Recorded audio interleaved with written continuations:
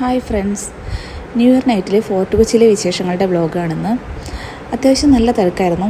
ഞങ്ങൾ ഫസ്റ്റ് ടൈമാണ് ഫോർട്ട് കൊച്ചിയിലെ ന്യൂ ഇയർ നൈറ്റിൻ്റെ അന്ന് എത്തുന്നത്.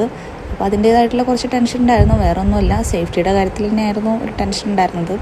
പക്ഷേ അതിന് മാത്രം വലിയ പ്രശ്നമൊന്നും വിചാരിച്ചത്ര വലിയ ബുദ്ധിമുട്ടൊന്നും ഉണ്ടായില്ല. നമുക്ക് മാറി നിന്ന് കാണാനും സേഫായിട്ട് നിൽക്കാനൊക്കെ ഉള്ള സ്പേസും കാര്യങ്ങളൊക്കെ ഉണ്ടായിരുന്നു. പിന്നെ മൊത്തം ന്യൂ ജെൻ പിള്ളേരാണല്ലോ കൂടുതൽ അവിടെ ഉള്ളത്.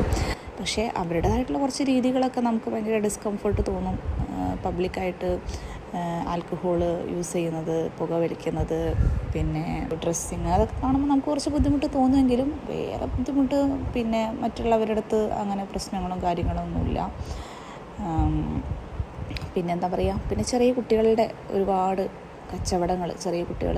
ഇതാണ് DJ പാർട്ടി. അത് അടിപൊളിയായിരുന്നു. എല്ലാവരും ഡാൻസ് ചെയ്ത് മറത്തുകൊണ്ടിരിക്കുകയാണ്. നല്ല രസമായിരുന്നു. ലൈറ്റിങ്ങും കാര്യങ്ങളൊക്കെ അടിപൊളിയായിരുന്നു. പിന്നെ നല്ല ഗ്രൗണ്ട് നിറയെ ആളുകളായി. ഒരു 6 മണി മുതൽ ആളുകൾ വന്നുകൊണ്ടേയിരിക്കുകയായിരുന്നു. ഒരു 12 മണിയൊക്കെ ആയപ്പോഴേക്ക് ആ ഗ്രൗണ്ട് ഫുള്ളായി എന്നുള്ള അവസ്ഥയായിരുന്നു. എന്നാലും വലിയ കുഴപ്പമൊന്നുമില്ലാതെ അടിപൊളിയായിട്ട് എൻജോയ് ചെയ്തു. പിന്നെ മെയിൻ പ്രശ്നം എന്താ വെച്ചാൽ ഇവിടെ നമുക്ക് എങ്ങോട്ടും പോകാൻ പറ്റില്ല എന്നാണ്. പോയി കഴിഞ്ഞാൽ വരാൻ പറ്റില്ല. അത്രയും ബ്ലോക്കായിരുന്നു അവിടെ ചുറ്റും. പിന്നീട് അങ്ങോട്ട് കടത്തി വിടുന്നും ഒന്നും ഉണ്ടായിരുന്നില്ല. പിന്നെ ലാസ്റ്റ് പരിപാടിയിലേക്ക് കിടക്കുകയാണ്. ഇതാണല്ലോ മെയിൻ.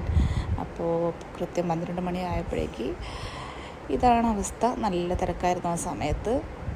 ഇതൊക്കെ നേരിട്ട് കാണാൻ ഫസ്റ്റ് ടൈമാണ് കാണുന്നത്. അതിൻ്റെ ഒരു എക്സൈറ്റ്മെൻ്റ് ഒക്കെ ഉണ്ടായിരുന്നു.